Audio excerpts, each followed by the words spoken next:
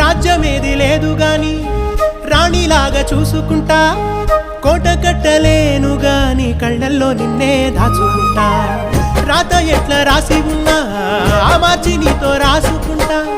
స్వర్గమంటూ ఉన్నదంటే అది నీతోనే ప్రతిరోజు పంచుకుంటా. నిన్ను గన్న మీ నాన్న కన్నా అల్లారు ముద్దుగా సాదుకుంటా. నీకు కోపం వస్తే కొంత దూరం ఉంటా, నువ్వు గీత గీస్తే నేను దాటనంటా. కంట నీరు కంటి రెప్ప దాటకుండా కాటుకై కావలుంటా.